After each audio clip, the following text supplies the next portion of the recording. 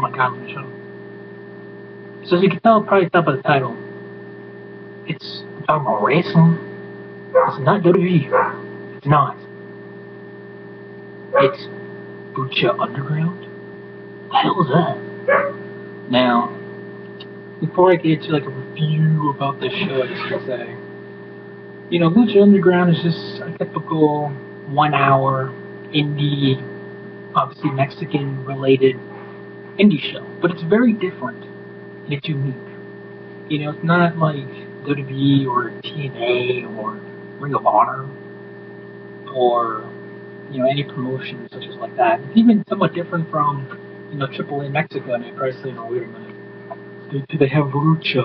They have to be like AAA Mexico, man.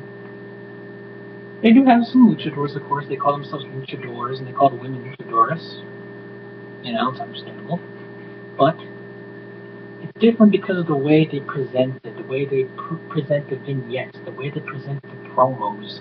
It's not like a typical, you turn on Monday Night Raw. Oh, look, there's freaking John Cena cutting a promo. No, this is different. This is like someone like a Mexican soap opera, movie. It's kind of like, if you ever seen the movie, what is it, Machete Kills?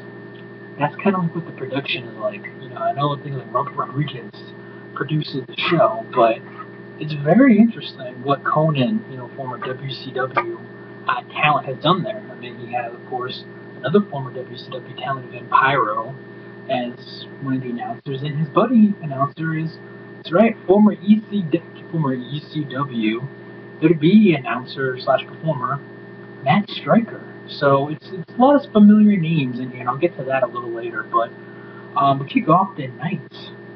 We have, I'm going to say these names wrong. This is the first time I ever really say them. Dario Cueto, who happens to be the proprietor of Lucha Underground. And he's talking to Conan in his office, and they're talking about how, what they should do for the show tonight, and Conan's like, I got this idea. How about we have a Boyle Heights Street Fight? Because they are in Boyle Heights. So it's like, okay, they're going to have a street fight tonight, cool.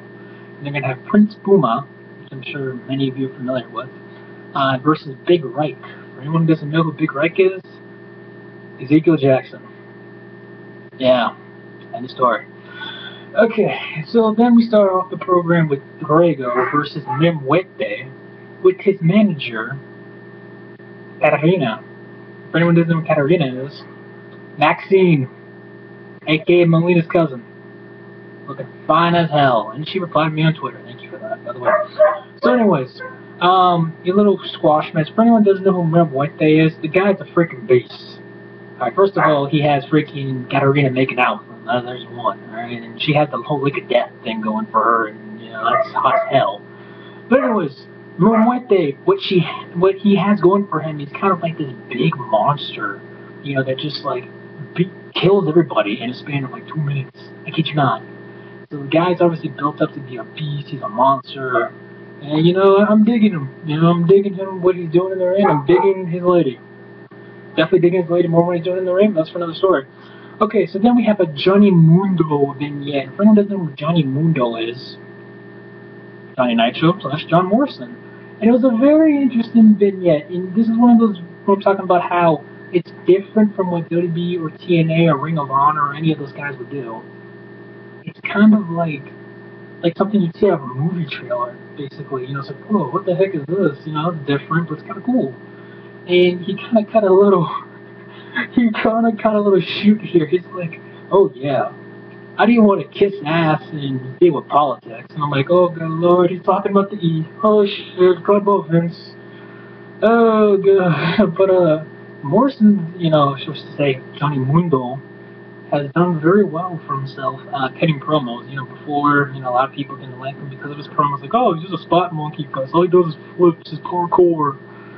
But he's actually done pretty well for himself, talking wise, so I give him props for that. Then you have the Son of Havoc, who, it's kind of like, picture Eric Rowan in a mask and a little bit fatter. And you have Ivelisse Belize, for anyone who doesn't know her, remember her TNA when they picked good old Liddy Topple for her? I'll never forget that. And then of course she was on Tough Enough / FCW.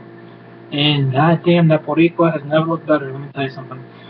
Anyways, he was facing Mascarita Sagrada, who's basically a mini luchador. Yeah.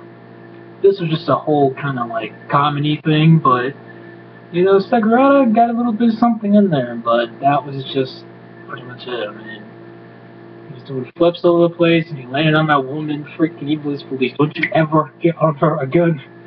So then we have Sexy Star. I'm sure a lot of people are very familiar. Anyone who's ever watched AAA Mexico, you know, probably know Sexy Stars versus. If you don't know who this guy is, I judge you for the rest of your life. Gavito, Chavo Guerrero Jr. Holmes. And the whole storyline between this is that a couple of weeks ago, Chavo beat up, I forgot his name. I see his face. I forget his name. He beat up a guy in a freaking blue mask. I forget who it was. And then he grabbed a steel chair and literally whacked Sexy Star in the head. I'm like, oh my god, he beat the fuck out of a girl with a freaking steel chair. Holy shit. But I didn't know we could still allow that on television. But hey, that's what happens when you use the WWE and whatnot. So they have a little match. It goes on for about 2.5 minutes. Sexy Star wants to get her revenge and uses a steel chair. But then the referee's like, oh no, don't use it. She freaking does a low blow to the referee, call it disqualification. Chavo wins by disqualification, and then it started getting a little hectic. And all of a sudden, it's like, oh, these couple of guys coming out of nowhere to make the saves for either both Chavo and Sexy Star, and it was interesting, seeing women doing flips beating up men compared to what we've been used to of,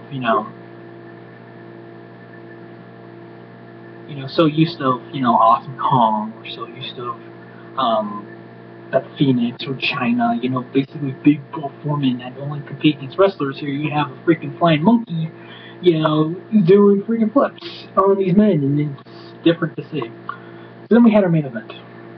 Prince Puma versus Big Right, who was with Cisco and Cortez for the Street Fight. And, Street Fight was not too bad, not too shabby, it was alright. The really key spot moment was when Johnny Mundo, John Morrison, jumped off part of the ceiling and landed doing his little parkour thing into the ring. And then, the crowd started loving. That's another thing, too, about, Lucha Underground, is that they're very interesting with their crowd. They're very into the whole Lucha scenario. And it's interesting, it's fun. So then you have, obviously they have the brawling, and then, Johnny Mundo hits Puma by accident with the steel chair. He's like, oh, I didn't do it. And then, Mundo gets hit. Thrown out of the ring. Puma goes through a table.